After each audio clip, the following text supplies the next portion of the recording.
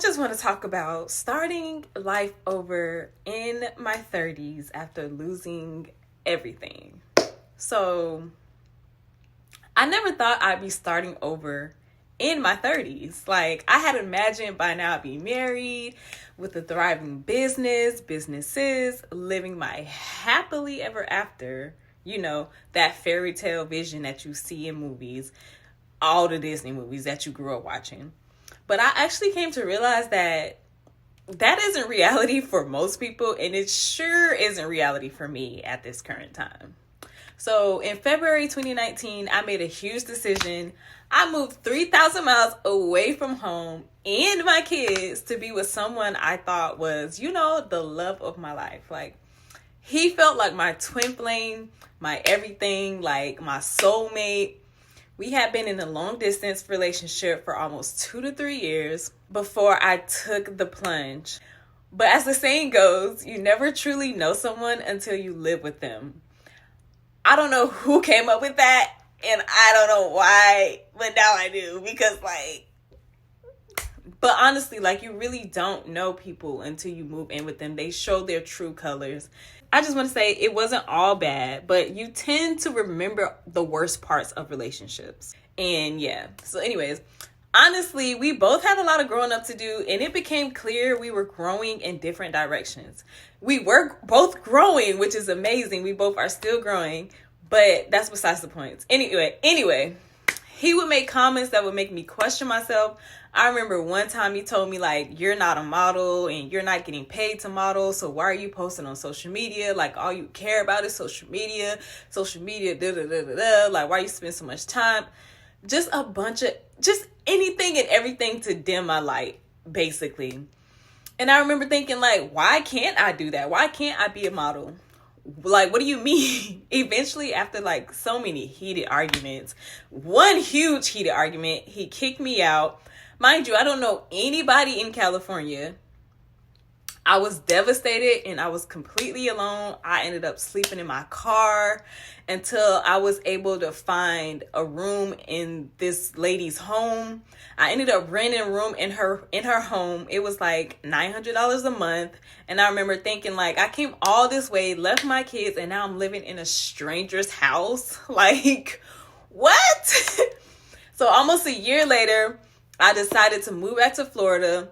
I stayed with a friend who I met on Tinder. It's the craziest story. That's a story for another day. Anyways, and I stayed with her and her mom. They lived in a 2-bedroom apartment. So me and my friend, we shared a room and even slept in the same bed. That was such a humbling experience, to say the least. But we became so close. That's still my best friend to this day. I didn't even know this girl. But anyways, like I said, that's another story for another day.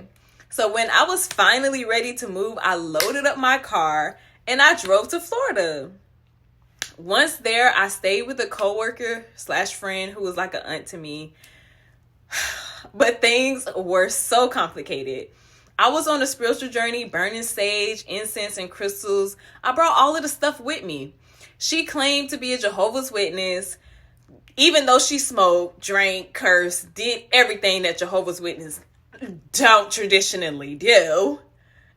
That's a whole nother story also. She literally complained about everything I did, accusing me of bringing evil spirits into her home. She even made my kids feel unwelcomed. And it was at that point, I was okay, I have to go. I gotta get out of here. I don't care. When she blamed my spiritual practice for bad energy, I completely knew it was time to go. I was all right, yeah, this is the last straw. It's time to go. I packed all of my stuff and I got a storage, put all of my stuff in storage, and then I started sleeping in my car. And my kids stayed with their dad because I was I'm not putting my kids through this, and I'm not putting myself through this either. With nowhere to turn, I ended up sleeping in my friend's car, or even sleeping in my friend's photography studio on his prop bed where he took photos. What? I didn't have enough money for a place of my own, but I was determined not to go back to my mama's house. I love my mom to death, but I can't do it. So, desperate to make money, I started dancing. I started doing DoorDash. I was doing Instacart. I was doing everything I could. I saved up until I could finally afford my own apartment. Having a place to call my own meant so much to me. It meant that my kids could come back home and be with me where they need to be in the first place, with their mom.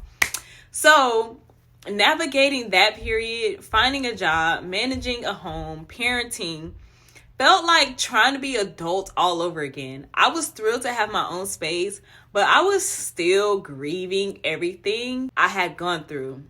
And this only scratches the surface. There's so much more I could say, but I'm not here to bash anyone. I just want to share my journey back to Florida, and more importantly, back to myself.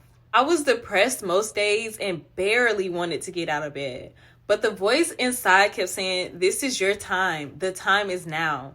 I started going to the gym consistently, and I began reading a book called Welcome Home by Najwa Zebian. Let me tell you, that book completely opened my mind, completely changed my outlook, my perspective. I feel like everyone should read that book. I realized I had made a home out of someone else instead of building one within myself.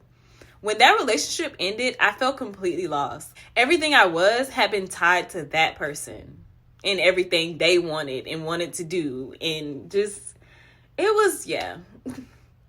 So I began to focus on myself and healing my traumas.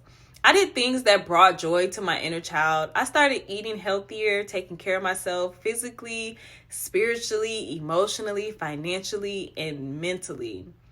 I reconnected with my kids, making up for lost time. For the first time in years, I made myself a priority. I spent a lot of time in isolation. Slowly, things got better. I still don't have it all figured out, but I'm taking life one day at a time, literally 1 second at a time. I don't know why we pressure ourselves to have everything figured out by 30. Like, we are still young. We are still young with so much growing and evolving to do, exploring, learning. Let's stop being so hard on ourselves. Plenty of people much older than us still don't have it together. They still don't have it figured out. Like, if you look at most of our parents, they still don't have it figured out. And that is okay. Now I choose happiness over everything. It might sound so cliche, but it really works. I believe that you attract what you are. If you vibrate on a high frequency, you're going to attract high frequency energy. So every day I make it my top priority to stay in a positive space through meditation, yoga, working out, journaling, spending time in nature, drinking my green juice, minding my own business, coloring, painting. Listen, you just gotta find ways to just be in that frequency. I'm telling you, it works. I decided to focus on social media and became a content creator because I didn't enjoy working for other people. Like, I just can't envision myself. I tried all the jobs, quit, got fired, etc. My Instagram account literally started growing rapidly, and before I knew it, I had 50,000 followers. Brands began to recognize me, and I started creating user-generated content for them. Like, I don't know if you ever heard of UGC, but basically you make content, you send it to them, and they post it wherever you get paid. Okay? I'll talk more about that in another video.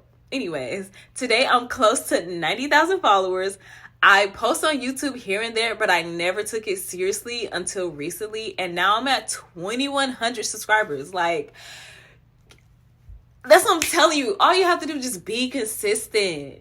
And it's going to reward you at the end. I finally felt ready to share my experiences from the past few years. For a long time, I debated posting this video because it felt so vulnerable. But I hope this message helps anyone out there who feels lost or like they're experiencing a midlife crisis in their 30s. You can start over as many times as you need to. There's no right way to live this life. You have to do what's best for you. Since I returned to Florida, my life has completely did a 360, completely turned around for the better, and I'm so incredibly grateful. And I just want to say thank you all so much for your support. And stay tuned for what's to come. I hope this video was helpful. I love you. Sending you love, light, healing, peace, joy, happiness, all the good things. Thank you so much.